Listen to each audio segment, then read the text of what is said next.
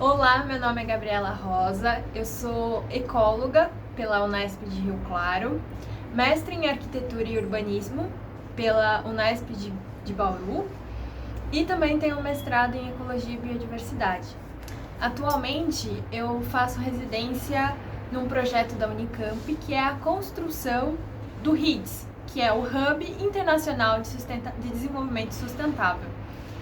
E então, nesse projeto, a gente atua diretamente com os ODS, que são os Objetivos de Desenvolvimento Sustentáveis propostos pela ONU.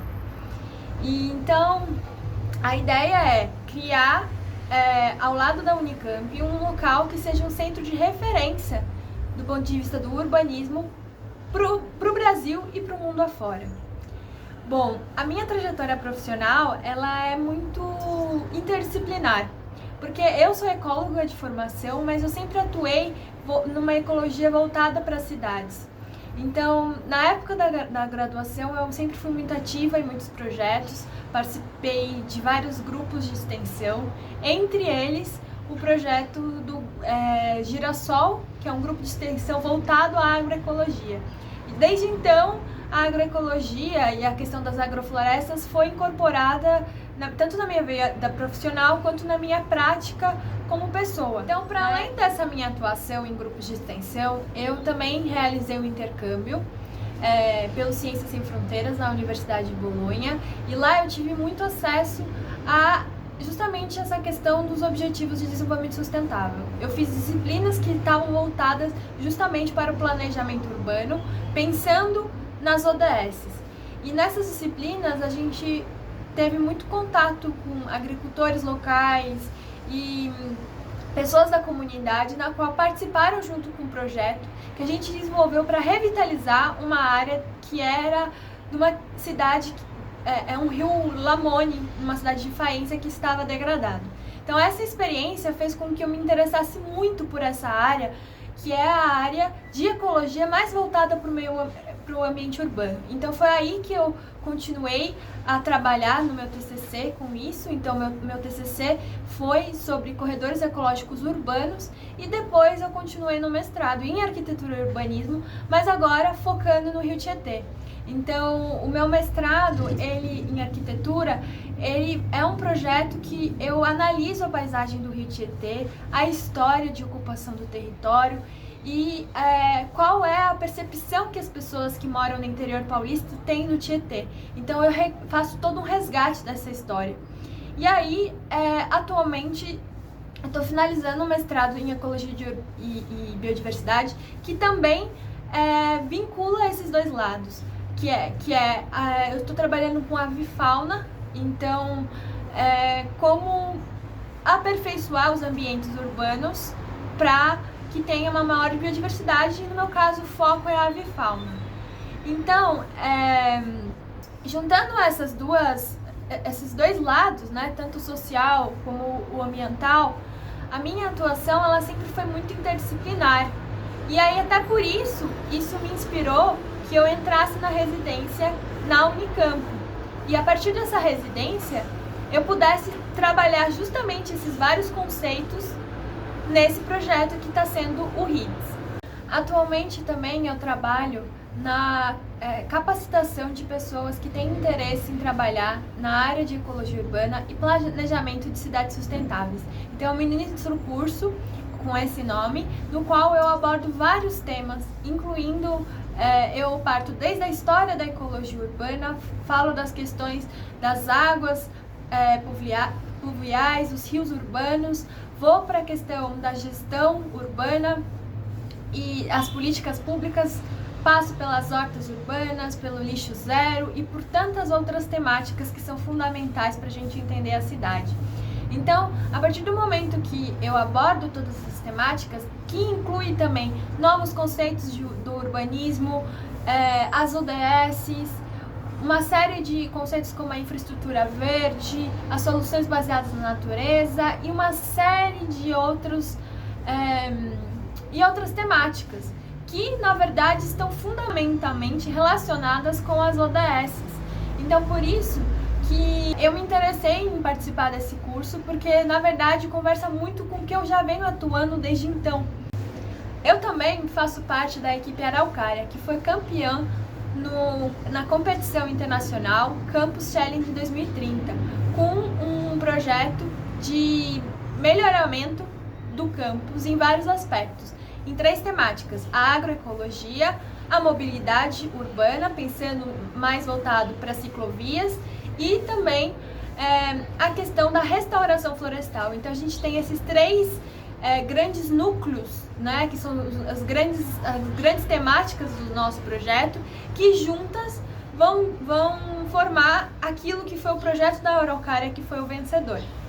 Então, justamente, né, esse projeto ele abarca 7 dos 17 objetivos da ONU, que é a questão da agricultura sustentável, a questão da redução de desigualdades, o consumo responsável, a questão da vida na Terra, ação contra a mudança climática, o bem-estar humano e social, e saúde, né? Saúde e bem-estar, e por último, a vida embaixo d'água, porque na nossa restauração o projeto ele circula, né? Ele pega uma mata ciliar que abrange o córrego Bandeirantes, que é dos córregos que atravessa o Ribeirão Claro.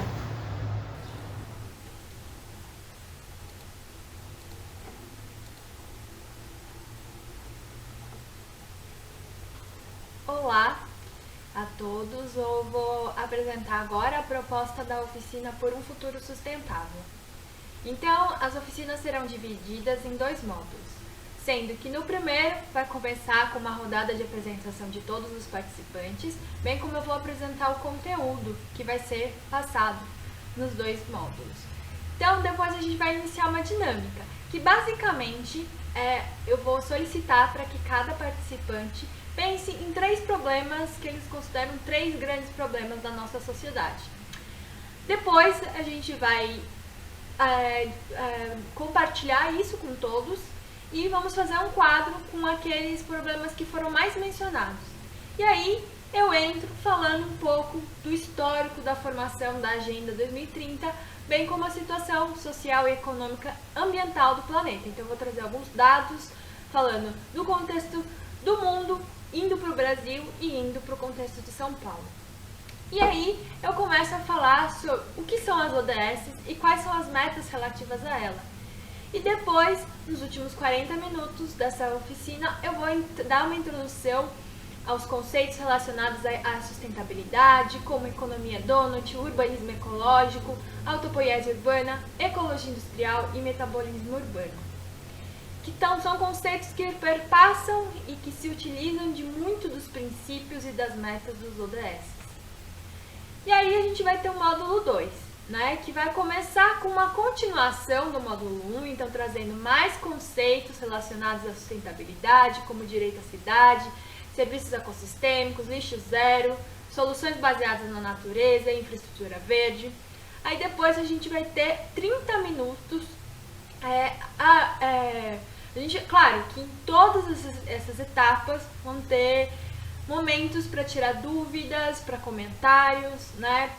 De modo que haja sempre a participação de quem esteja assistindo. Então, a cada assunto vão ter sempre intervalos de algum comentário ou alguma pergunta para a gente esclarecer. Então, depois eu sigo para exemplos de implementação de projetos. Então, essa parte vai ser bem prática, vou trazer exemplos concretos que existem no mundo, mas também exemplos da qual eu participei ativamente do processo. E, além de projetos, falar de programas e cidades que já têm muitos dos princípios da ODS aplicados. E aí, novamente, uma pausa, algum comentário, perguntas, e a gente vai entrar nos 20 minutos com metas, indicadores e formas de participação e controle social. E aí vai ser uma parte mais numérica, mostrando índices, e eu vou trazer uma série de índices que estão vinculados às ODS. E aí a gente vai ir para a última dinâmica, que é a dinâmica da cidade ou bairro ideal. que vai ser feita em grupos, e nesses grupos eles vão pensando em tudo aquilo que foi traçado, né, ao longo das aulas, os conceitos, eles vão pensar, né, em como solucionar esses problemas. E aí, quando eles vão trazer essa cidade, bairro ideal, eles também vão, a partir dessas reflexões, solucionar os problemas que foi mencionado na primeira dinâmica. Então, a ideia é ver se, com essa oficina, o que eles conseguem extrair de aplicação prática para a solução desses problemas. E aí, por último, a gente vai ter uma conclusão e um fechamento da oficina, discutindo tudo aquilo que foi apresentado por cada grupo e discutido ao longo de todo esse processo. Então, aqui eu só vou passar, mais ou menos, o que vai ser abordado. Então, o histórico da Agenda 2030, mostrando os eventos que todos relacionados do processo até chegar ao que a gente tem. E aí eu vou falar um pouco das ODSs e dos serviços ambientais, né? O que são esses serviços ambientais, como cada um está relacionado a qual, né? Do ponto de vista dos serviços culturais, de regulação, provisão e suporte. Eu vou explicar o que é cada uma desses serviços. E eu vou explicar também a diferença entre serviços ambientais e serviços ecossistêmicos. Que a principal diferença entre ambos é que no primeiro caso, né, os serviços ambientais, eles estão associados a ações de manejo do homem nos sistemas naturais ou agrossistemas. Já os serviços ecossistêmicos, eles refletem apenas os benefícios diretos e indiretos providos pelo funcionamento dos ecossistemas, sem a interferência humana. E aí eu vou trazer a questão da economia Donald, que ela perpassa todos os aspectos, né, das ODSs, e eu vou trazer muitos conceitos do livro trabalhado pela autora. E aí eu vou entrar na parte dos novos conceitos de cidade, né? Relatando alguns autores, programas e teorias que aplicam muitos dos ODS na prática. E também falando, por exemplo, da cidade integral e do metabolismo urbano, que tem a ver com tudo isso. E por que a gente vai falar tanto das cidades? Porque as cidades, elas são onde tem a maior concentração dos seres humanos atualmente. E falando no Brasil, mais ainda. E o fato de falar da cidade não quer dizer que a gente não vai também falar do campo, porque as coisas estão interligadas. E nesses conceitos de urbanismo, a gente está falando também da relação com o entorno, com a relação das florestas, dos campos, das agriculturas. Então, na verdade, quando a gente está pensando nesses novos conceitos de cidade, a gente também está pensando nas demais coisas. E aí, essas dinâmicas, né, que é um ponto central da oficina, em que as pessoas vão poder mencionar e refletir sobre como cada uma dessas... elas vão poder refletir sobre como as ODS se aplicam nos seus problemas pessoais. Então, a plataforma para isso pode ser, depende do público, né? O público pode usar tanto papel e lápis, quanto pode usar algumas plataformas digitais que eu vou introduzir, como o Miro e o Trello. Então, caso seja, dependendo do público, pode ser feito de uma forma mais simples, com papel, lápis e caneta, mas se forem pessoas que tiverem mais afinidade com certas tecnologias, a gente pode utilizar o Miro ou o Trello. E é isso, muito obrigada. Desde então, né? Então, é isso.